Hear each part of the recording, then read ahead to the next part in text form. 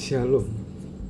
Surat kedua Paulus kepada Timotius merupakan panggilan untuk bertahan di tengah pertentangan dan penderitaan yang mereka lakukan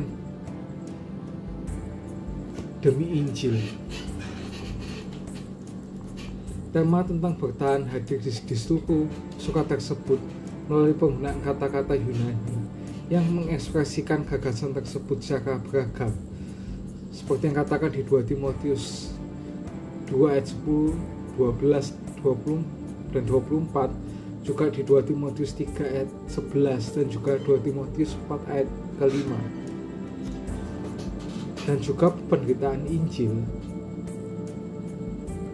dinyatakan secara eksplisit dalam 2 Timotius 1 ayat 8 dan juga 1 ayat yang ke-12.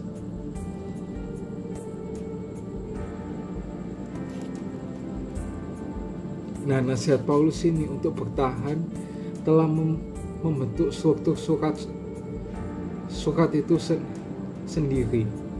Nah, setelah Paul menyampaikan salam kasih sayang pada Timotius serupa dengan kalimat anaknya yang terkasih dan menceritakan kenangan indahnya tentang awal mula roh haninya Timotius, seperti yang katakan di 2 Timotius 1 ayat 1 sampai yang ke-5.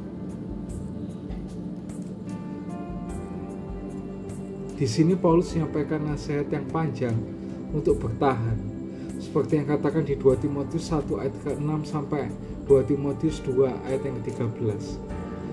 Nah, nasihat ini dimulai dengan panggilan yang kuat untuk bertahan yang berpusat pada Injil, seperti yang katakan di 2 Timotius 2 ayat 6 sampai 14, yang diikuti dengan contoh kehidupan nyata yang kontras tentang 2 orang yang gagal bertahan dan 1 orang yang bertahan, seperti yang dikatakan di 2 Timotius 1 ayat 15 sampai 18.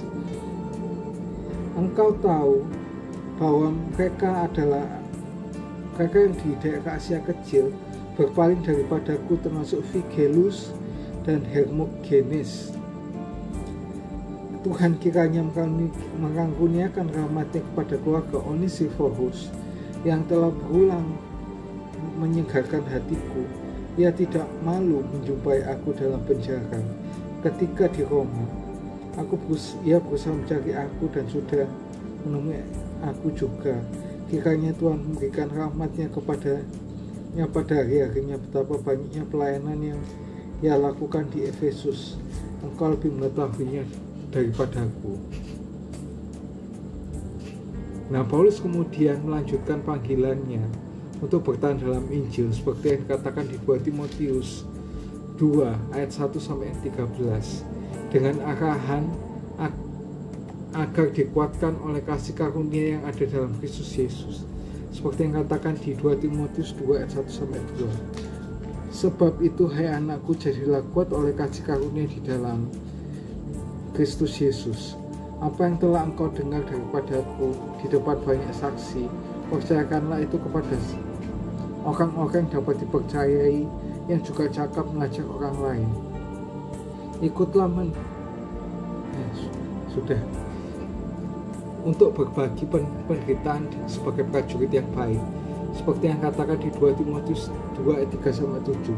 Ikutlah menderita sebagai seorang prajurit yang baik dari Kristus Yesus, seorang prajurit yang berjuang tidak memusingkan dirinya dengan soal-soal penghidupannya, supaya dengan demikian ia berkenan kepada komandannya. Seolah-olah seorang olahragawan hanya dapat memperoleh mahkota sebagai juara apabila ia bertanding menurut peraturan olahraga. Seorang petani yang bekerja keras haruslah yang pertama menikmati hasil usahanya. Perhatikanlah apa yang kukatakan, Tuhan akan memberi kepadamu pengertian dan dalam segala sesuatu. Dan ini juga untuk mengingat Yesus Kristus, seperti yang diberitakan dalam Injil Paulus, seperti yang katakan di 2 Timotius 2 ayat 8 sampai 9. Ingatlah ini, Yesus Kristus yang telah bangkit di antara orang mati, yang telah dilahirkan dari keturunan Daud. Itulah yang kuberitakan dalam Injilku. Karena pemberitaan Injil, aku menderita, malah dibelenggu seperti seorang penjahat, tetapi firman Allah tidak terbelenggu. Dan untuk bertahan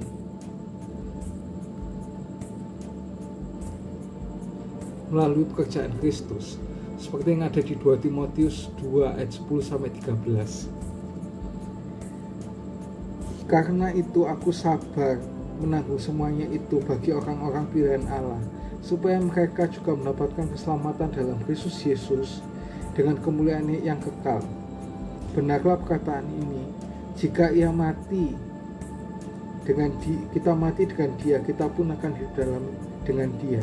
Jika kita bertekun, kita pun akan ikut memerintah dengan dia.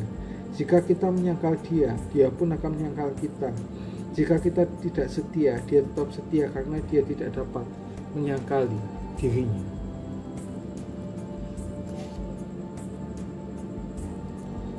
Nah, pada bagian berikutnya di 2 Timotius ayat 14 sampai pasal 3 ayat yang ke-9, Paulus memberikan hikmat untuk bertahan menghadapi guru-guru palsu. Timotius juga dituntut untuk menangani firman dengan benar, seperti yang katakan di 2 Timotius 2 ayat 14 sampai yang ke-19. Tetap menjadi bejana yang terhormat, juga siap untuk setiap pekerjaan yang baik, seperti yang katakan di 2 Timotius 2 ayat 20 sampai yang ke-21.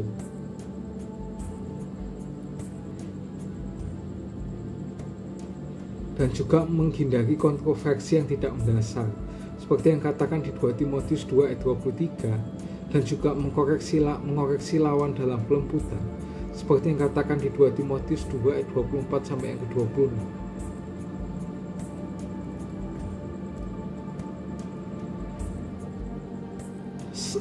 Saat Paulus beranjak ke akhir suratnya, yaitu di 2 Timotius 3 ayat 10 sampai 2 Timotius 4 ayat yang ke-8, ia menyampaikan panggilan yang semakin meningkat dan menanjak untuk bertahan demi Injil.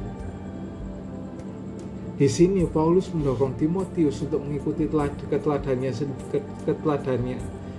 sendiri yang menakjubkan, seperti yang dikatakan di 2 Timotius 3 ayat 10 sampai yang ke-13.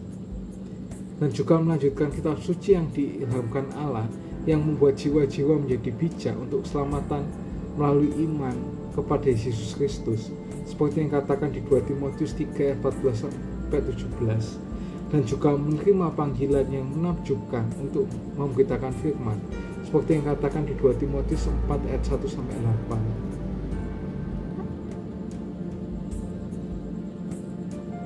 Rasul Paulus menutup suratnya dengan contoh yang menyentuh tentang ketekunannya dari pelayanannya sampai akhir, seperti yang dikatakan di 2 Timotius 4 ayat 9 sampai 22. Nah, surat 2 Timotius ini bisa dikatakan adalah surat wasiat terakhir Paulus, dan dengan demikian surat itu mengandung kuasa dan kepedihan yang menyentuh jiwa, karena semuanya berakar pada keindahan Injil, kasih karunia.